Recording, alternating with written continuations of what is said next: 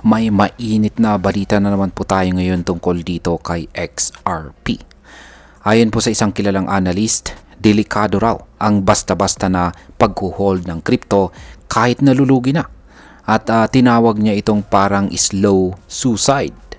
Ngunit sa kabila ng babala, nakikita rin niya ang posibilidad ng pag-angat ni XRP hanggang sa presyong $2.55 sa mga susunod na linggo or buwan, basta't hindi mabasag ang isang mahalagang support level. Kaya sa video na ito ay pag-uusapan po natin ang technical na analysis na ito kung bakit sinasabi ng analyst na delikado raw ang holding at kung paano makakatulong ang tamang kaalaman sa pag-iwas sa emotional trading, at syempre aalamin din natin kung ano po ang maaring maging epekto nito para sa atin bilang mga Pinoy crypto traders at investors. Pero bago po tayo magpatuloy, ay pakibasa na lamang po muna ang disclaimer dito sa ibaba ng ating screen. At ayan, simulan po natin sa kung ano po ang kasalukuyang sitwasyon ni XRP ngayong July 2025. Nito pong July 3, 2025, si XRP po ay nagpapakita ng positibong galaw. Sa loob po ng ilang linggo, siya ay gumalaw sa pagitan ng presyong $2.08 hanggang $2.30. Sa kasalukuyan ay nasa presyo po siyang $2.28 at ito ay merong 3.98% na pagtaas sa nakaraang 24 oras or last 24 hours. At meron naman po siyang 4.22% na gain yan sa nakalipas na isang linggo or last 7 days. Bagamat may mga pullback or pagbaba, hindi po nawawala ang indikasyon ng posibleng upward trend ni XRP. Kaya't marami po ang umaasa na baka ito na ang simula ng panibagong rally. Ayan, XRP bullish reversal pattern spotted. Ayan, ano bang bullish pattern ang napansin ng analyst kay XRP? Ayon po sa isang analyst sa TradingView na kilala sa pangalang Mad Whale, may nabubuong bullish reversal pattern sa 12-hour chart ni XRP. Ito raw ay isang falling wedge pattern, isang technical na pattern kung saan ay unti-unting kumikipot ang price movement pababa. Pero kapag ito ay nabasag pataas, madalas ay sinyalis ito ng isang bullish breakout. Kaya yan, ibinahagi po ni Mad Whale dito yung kanyang chart sa 12-hour chart time frame ni XRP USDT. At yan, nakikita natin dito yung kanyang tinatawag na falling wedge pattern na binubuo ng dalawang pababang linya. Yung nasa itaas is kulay red, yung nasa ibaba is kulay green. At yan, sa loob po ng ilang buwan, ilang beses na ring tinamaan ni XRP ang lower support line ng wedge. Yan po yung kulay green na linya. Noong May 6, bumaba po sa XRP hanggang sa $2.08. Pero agad ding bumalik pataas. At noong June 5 at saka June 23, muli po nitong tinesting ang presyo na $2.06 at saka $1.96. Pero hindi rin tuluyang bumagsak. Ibig sabihin ay matibay po talaga ang suporta sa mga presyong ito. Ngayon ay ano po ang nangyari sa breakout? Ayan, at saan po pupunta si XRP ngayon? Kamakailan lamang ay nag-breakout po si XRP mula sa wedge. Yan, dito sa itaas, yung kulay red na linya na yan. Yan, kitang-kita po natin. At umabot po siya hanggang sa presyong $2.32. Pero babala po ng analyst ay malapit pa rin ito sa isang critical na support area, ang $2. Bukod po sa technical na support, ito rin ay isang psychological level, kaya't maraming traders ang nag-aabang dito. Ayan, kaya't maraming traders po ang nag-aabang dito. Kung sakaling bumagsak po si XRP pabalik sa presyong $2, ito ay katumbas ng halos 12.28% na pagbaba.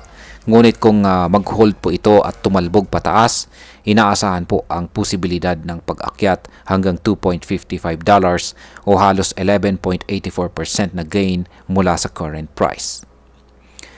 Ngayon ay ito po yung pinakamatinding tanong dito. Bakit sinabi ng analyst na suicide daw ang pag-hold? Ayon po kay Mad Whale, maraming traders ang natatalo. Hindi dahil mali ang coin, kundi dahil sa maling strategy. Isa raw sa pinakadelikadong mindset ay ang pag-asa, kung saan ay ang paniniwalang babalik din yan kahit wala ng technical analysis. Sinabi ng analyst, hope is not strategy. Ayan, kapag umasa po tayo sa rebound ng walang sapat na data, hindi lang pera ang nawawala, kundi pati ang tinatawag na mental capital. Kapag napagod na ang isip at emosyon, madalas ay sablay ang susunod nating mga desisyon. Marami raw ang hindi pinapansin ang warning signs tulad po ng RSI divergence, pagbaba ng momentum o institutional exits. Sa isang kaso ay may altcoin na bumagsak ng 48% sa loob lamang ng 5 araw dahil nagbulag-bulagan ang mga holders sa mga sinyales. Ngayon ay pag-usapan naman po natin ang mga tools na inirekomenda ng analyst para makaiwas sa emotional trading. Ayan, check po natin sa kanyang chart. Ayan, wala po pala. Ayan, nagbigay po si Mad Whale ng 4 na tools na pwedeng gamitin sa TradingView para makita kung kailan dapat kumalas or magtiwala sa isang trend. Una ay ang volume profile. Ito po ay para malaman kung saang presyo concentrated ang buying at saka selling activity. Pangalawa ay ang RSI divergence para makita kung humihina na ang momentum kahit tumataas pa ang presyo. Pangatlo ay ang smart money concepts para matukoy kung papasok or palabas na ang mga malalaking investors. At ang pang-apat ay ang session volume indicator para malaman naman kung saan active ang mga traders sa iba't ibang oras. Sa madaling salita ay huwag pong umasa lamang sa gut feel. Gumamit po ng tools, basahin ang charts at sundan ang data. At ngayon ay pag-usapan na po natin ang posibleng epekto nito para sa atin bilang mga Pinoy crypto traders at investors. Bilang mga Pinoy trader at saka investor ay napakahalaga po na matuto tayo mula sa mga ganitong analysis. Minsan natural sa atin ang magtiwala ng sobra sa isang coin lalo na kung matagal na nating hawak ito. Pero dapat nating tandaan na ang crypto market ay mabilis pong magbago. Isang mali o isang araw ng pagwawalang bahala maaring makasira po ng ating buong portfolio. Ang insight po ni Mad Whale ay paalala na hindi sapat ang loyalty sa isang coin.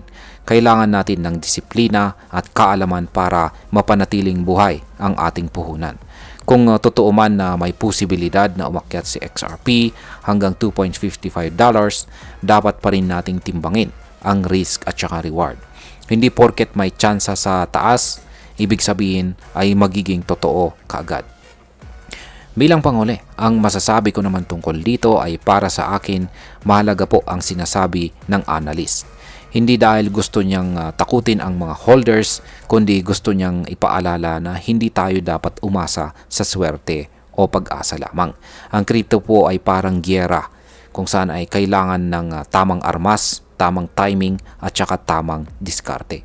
Ang pag-hold ay hindi naman po masama kung may batayan. Pero kung ito ay bunga lang ng denial at pag-asa, baka tama nga siya. Baka ito ay isang slow suicide.